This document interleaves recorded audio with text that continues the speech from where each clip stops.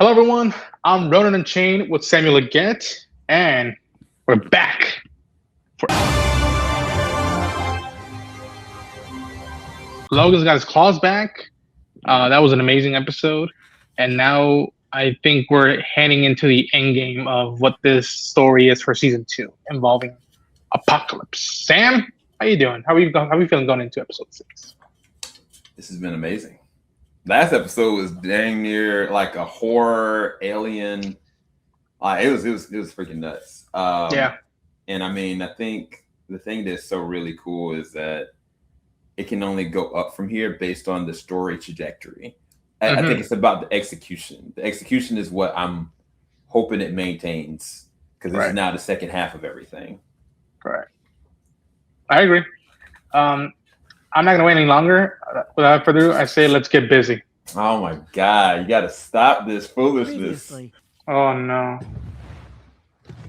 You claim to be a teacher, but you failed to see the lesson. Magnus!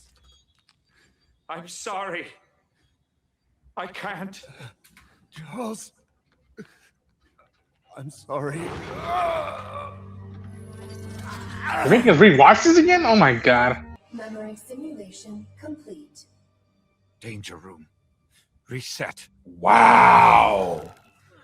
You He's reliving be it. a teacher, but you failed to see Bro. the lesson. The ones you care for will be your undoing. Danger room. Again. Bro, he's in denial. I should have had your strength to fight harder, to refuse defeat. You claim to be a teacher. But Oh, you failed I think I know what they're going to do. I've been Oh. saying it. I've been saying but it. you failed. I'm terrified of where that looks like. I wasn't strong enough. Danger room! Abort! Abort! Ah. Wow. You're supposed to have safety protocols in place. What happened? Simulation parameters were modified in response to repeated failure indicators. You expressed a desire to increase strength. I adapted. This was intended to be a therapeutic exercise, not a training one. Therapeutic? I am less worried about surviving Apocalypse right now than I am about surviving without Magnus. Aww. Dange.exe. Wow. That's a hell of a title. Polaris.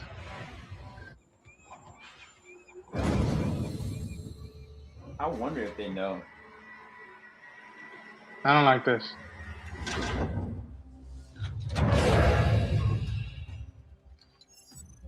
Cargo secured, Reverend Stryker. Time to rain fire and Oh, Reverend Stryker! down on the abominations. God loves man kills. Praise the tools of our salvation. Bro. Everybody's about to kill all these. That's Polaris. I don't think it's X Factor. Emmett. Who told you to depart? That would be me. The name's Polaris. Dang. On behalf of X Factor and the U.S. Defense Department, I order you to stand down. Surrender your contraband. Bargain with mutants? Never! Yes. Ooh. Oh, look at the camera moving. Yo. No bargaining. Oh. Polar opposite, actually. Dang. Dang.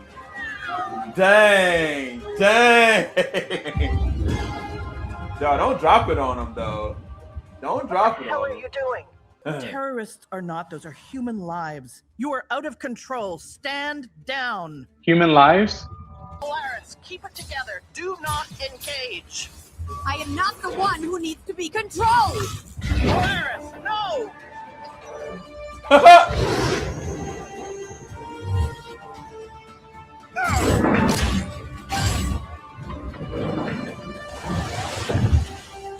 Command, this is X Factor 1. Crisis contained. No casualties detected. Not for someone's lack of trying. As I said, she was trying to kill them. A bit of her father came out. I did. You know they're calling you the next Magneto. Because we share a power set? How original. You and I both know that's not all you share. Oh, like in the movie. Oh, I am not him. so she knows. She does. She absolutely does. I don't know when. Stop working against us. I'm not apologizing for protecting my people. You're dismissed. Permanently. Wow. Lorna, what did you think was going to happen? Way I see it, I made your job easier. But I would have appreciated a heads up. I didn't want this. Huh. Funny. You used to think my particular brand of impulsiveness was worth something. Yeah, well, it used to be just a headache, not almost getting people killed. Lorna, I have an obligation as team leader. We have an obligation to protect mutants, Alex, not bureaucrats. Ooh. Bye for me. You got someplace safe to crash? Oh, didn't you hear? Mutant strays have a place to run away to again.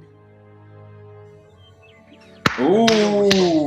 Rival Fuck and yeah, power. Alex. Yet he gave his life to ensure we could do more than simply dream of a better world. Aww. But so we could fight for it. There is no one I trust more to guide you than Storm, your new headmistress for this new time. Aurora! Oh, just like in Astonishing X-Men. Yes, Danger lurks everywhere.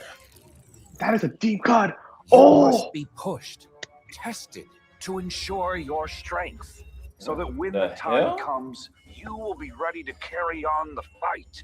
Welcome to the Danger Room. Wait, is that really the professor? I think so because they did this in Astonishing X-Men, and almost like Polaris is doing what Kitty Pryde went through. Whoa, Jean? bro! Professor? Professor Iceman. insists do not change a thing. Jean. Been Aww. far too long. Always knew you'd find your way back. Most teachers' pets do.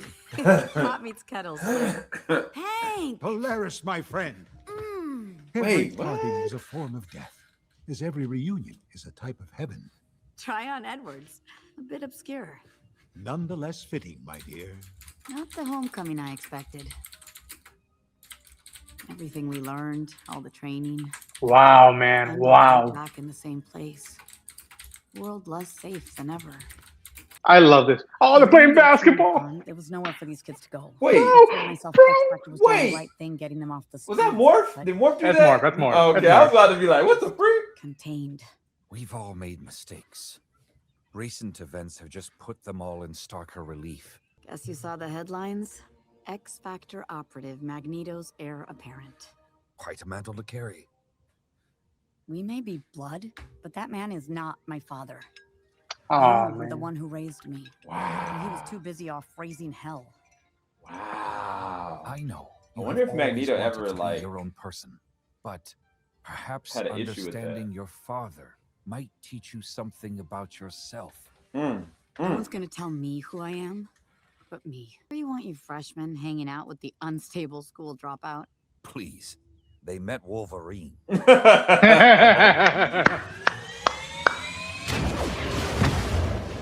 That's crazy. to- Polaris, welcome home. Miss me so much, you got yourself booted off the team, eh? Let's get Wing to safety, then maybe they'll open up about what happened. What the? That door sounds very locked. All right, we're well past this prank being funny. Open up.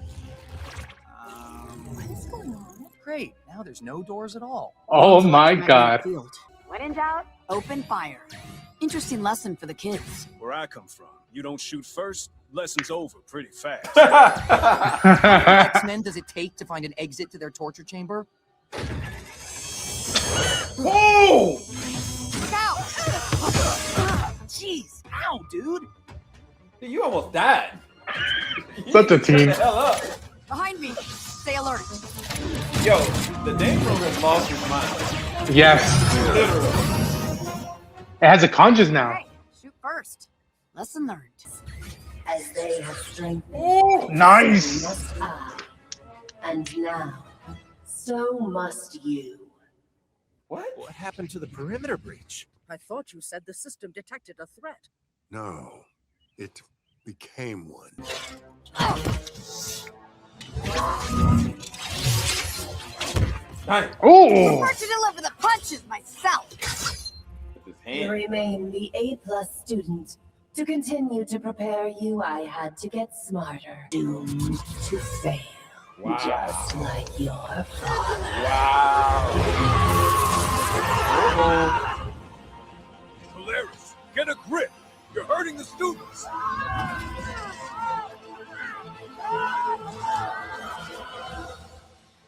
Thank you. Bro, making the body. Coded to evolve. Engineered. Wait. Yes. Yo.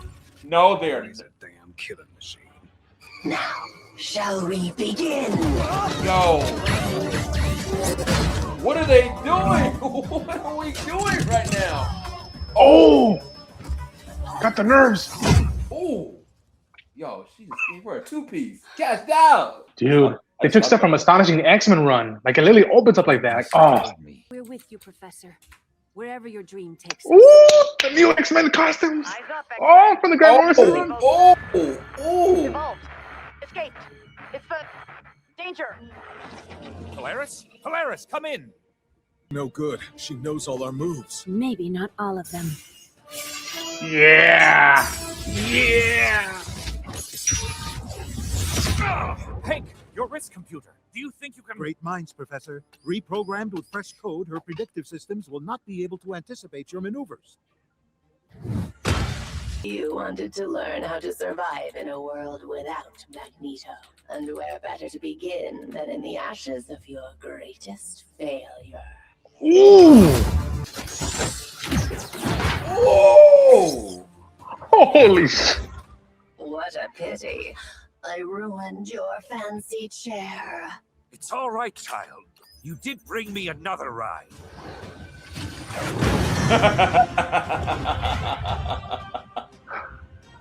Wow. Tells me Danger picked the wrong X-Man to screw with. Charles is made of sterner stuff than most give him credit for.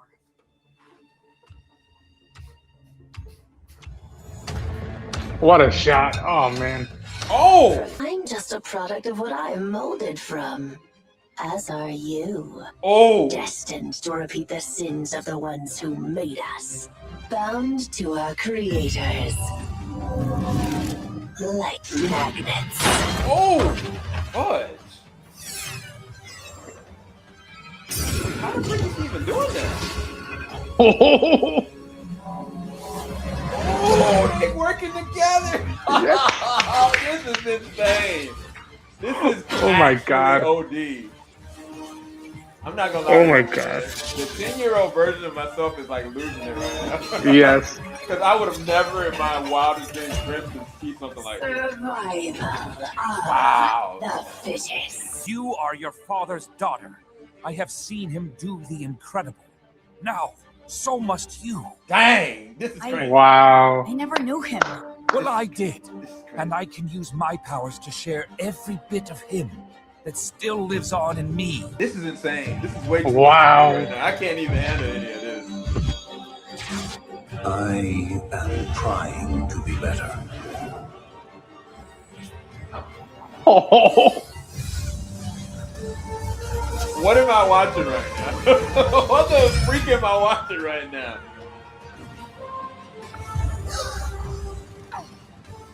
Hab keine Angst. They shall be avenged!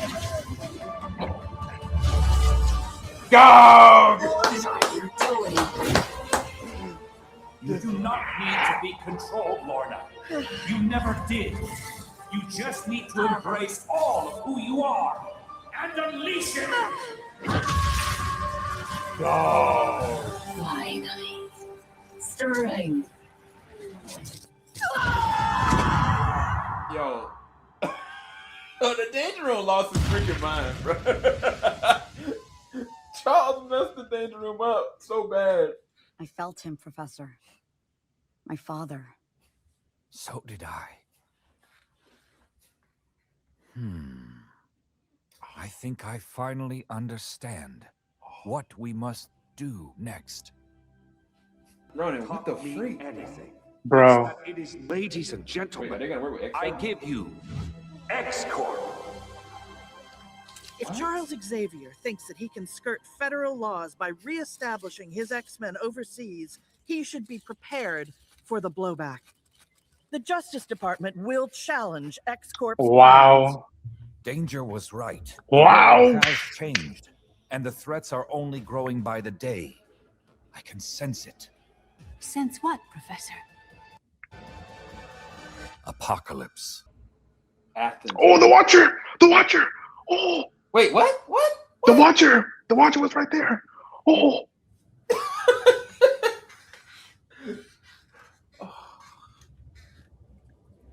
Wait. No. No. I know not. I know he's not, bro. Increase the power! No, not the Cajun. Yep. That's it coming. Oh my god. Yo. This is gonna be so messed up, bro. Yo. Oh. No.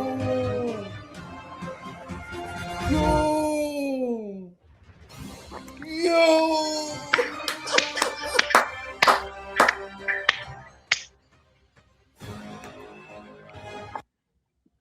Shooketh. That was way too much. I'm way too overstimulated right now. All right, we got to get this review out of here. You guys, we just got done looking at Peak. We just got done looking at episode 6 of season 2 of X-Men 97, season 2. And this is insane. This is absolutely insane. If you were kind of like, are they going to do any more with X Factor? Are they going to do any more from the lead off of what happened with Xavier? Are they going to give us a new introduction of an amazing character that may be connected to Magneto himself? Yes, on all levels. If you guys, what was the show, the X-Men show, The Gifted? I think that's it. Dude, Polaris is one of the best characters, right? And for her to get her due on this kind of level and to have her interactive with the X-Men, with understanding herself, understanding her dad, and also understanding her own power. Dog, like, this is just amazing. There's levels to this that I wish that I could unpack. We don't have enough time to, but there's something about trauma and self-inflicting pain that a person kind of can meet in the middle. And I think that's what happened. Xavier was dealing with self-inflicting pain that caused the Danger to become the Danger, literally. And yet, Polaris, she is not able to process who she is. Yes. She spent so much time trying to not be a certain thing that everybody perceives her to be. But in doing so, she wasn't able to fully be her actual self, as powerful as she could be.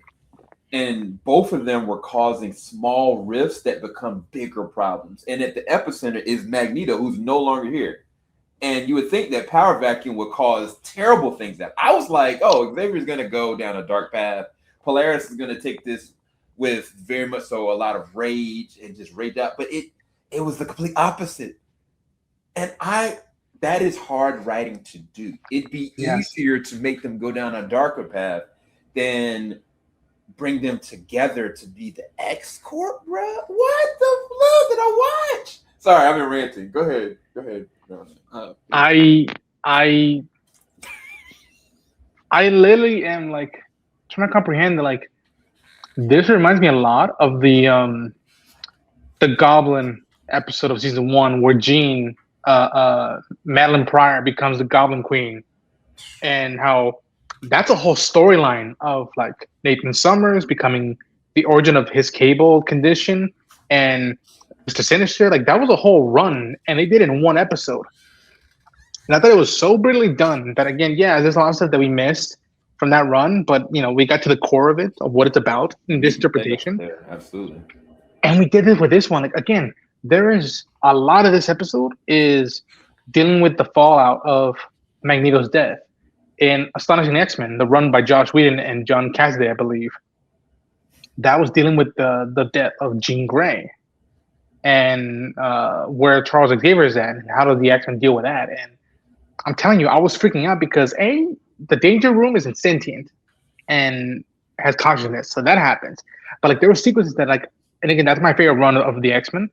There were sequences that I right out of that storyline, I'm like, wow, they're adapting it, and instead of Kitty Pryde being the lead core of the story, they're using Polaris to do that. And I love how you were saying that Charles caused this with his grief, but in doing so, he brought him and his best friend's daughter, who considers Charles her father instead of her own father, to heal a moment. And not saying that they're all happy now, but like for a moment now, this is the first time since his death, and probably for first time in Polaris' life, that she's able to finally deal with the reality of what's happening. That yes, Charles lost his best friend, and Polaris is, I think, starting not has fully, but he's just starting to accept her father. And I'm telling you, dude, I lost it when they were holding hands, and Charles was telling her that like you are your father's daughter, and there was good to him. He did amazing things. Let me show you the good he did. And they were coming back to the stuff he was doing in season 1, like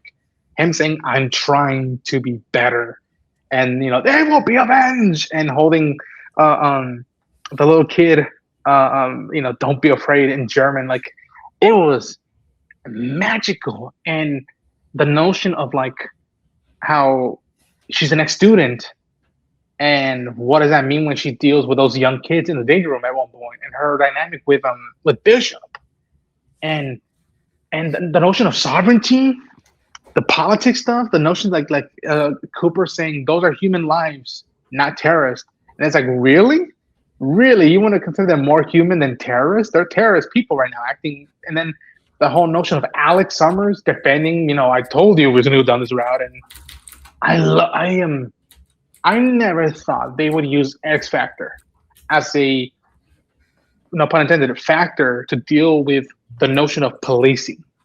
And by the time you're watching this, I don't want to bring the review down too much, but it is the X-Men, so we can't shy away from it. I'm going to say this. As someone who, like Eric, I'm doing my best to deal with what's happening right now. By the time you see this episode, a lot of bad stuff has been happening in the name of law and order and power right now. And although they're not doing one-to-one stuff right now, they're talking about how this could get worse in the universe of the X-Men. And it just, I've been, so, mea culpa, I have been, quote unquote, talking to one of the directors of X-Men 97 season 2, and I've been trying to express to them that like how I appreciate how much, whether it's in the foreground or the background, they're dealing with stuff that I'm having to deal with right now, i.e. the Jubilee episode. And you see how that's playing out to this, and it just, I'm telling you, dude, for anybody watching this, you never read a comic book, you never seen anything X-Men related, that's okay. Just start with X-Men 97 and you'll be good. You'll be set.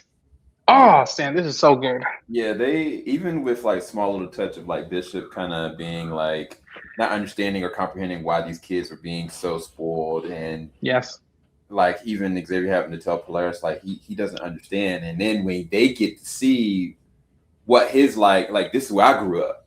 My life was the Danger Room. Everybody you look around, it looks like humans are freaking sentient, like killing machines. So I think the thing about this for me, this is the first time in any other incarnations where I can see where there's a clear distinction from somebody like Iron Man, Xavier, and Reed Richards. We've seen what Iron Man is capable of, his mind, like what it's capable of, like what it's truly capable of, right? Yes. And it's not just his ability to be able to create, it's a whole lot of different things. If you know Reed Richards' stories from the comics, you can see what his capability is. You know the levels to this. But this is the first time with Xavier that I've actually been able to really, truly, tangibly see it. And I think it was because Bishop was kind of like, oh, I think this Danger Room's in, pissed off the wrong X-Men. And Polaris is like, yeah, no, you don't understand the levels to what Charles can do. And you kind of look at him like, oh, he's in a wheelchair, but like, no, it's his freaking mind. And not just his ability, but his actual mind and how he can be able to, one, swift or work off a dime. And it's so interesting because he's never used his mind for destruction, ever.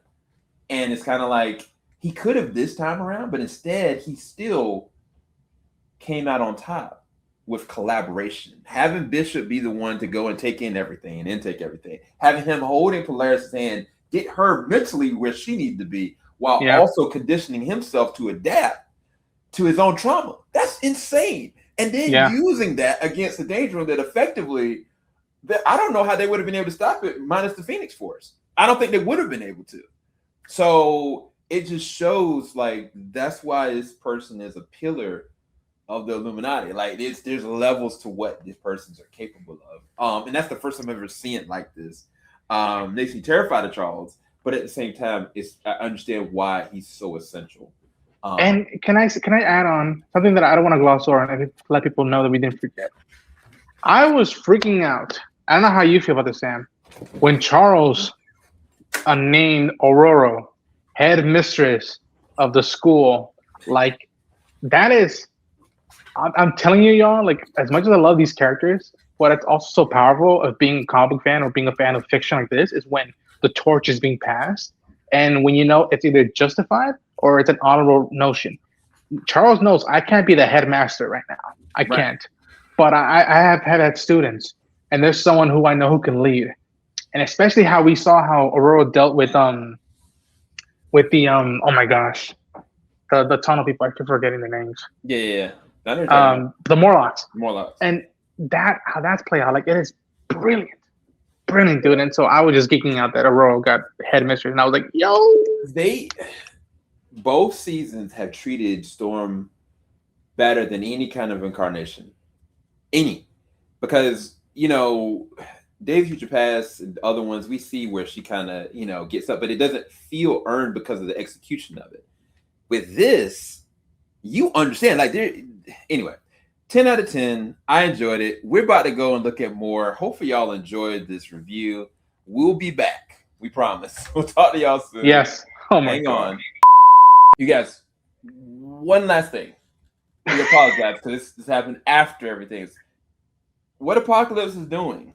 If you know the story, and Busy, I'm so sorry. I know you're such a fan of this character. So am I. Death is freaking coming, and the freaking Horsemen are coming too. And I don't think y'all are ready for it because we've only got, I think there's 2 different incarnations of this happened. And one was for a second, and then another one that could have been done it better. But if they're setting this up the way that you and me know, dude, you got a small word to say?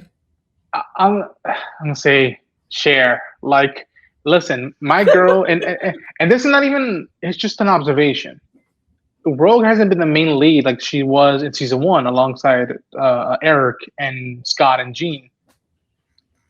But what they're doing with holding back, not even holding back, but just like shifting the viewpoint of like, all right, we spent time with Rogue in season 1, let's spend time with other characters in this season. And now seeing the hints of like her saying, I'm going to go back to my timeline, but that means I have to also realize that like I'm going back to my timeline without the man I love.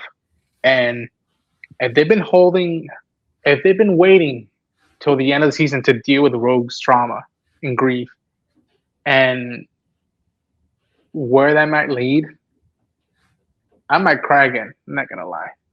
Oh no, it's absolutely gonna break them. It's gonna break the team. It's gonna break the whole team. I don't think it's just gonna be Rogue. I think it's gonna break the whole entire team. And I don't. We just had to bring that up.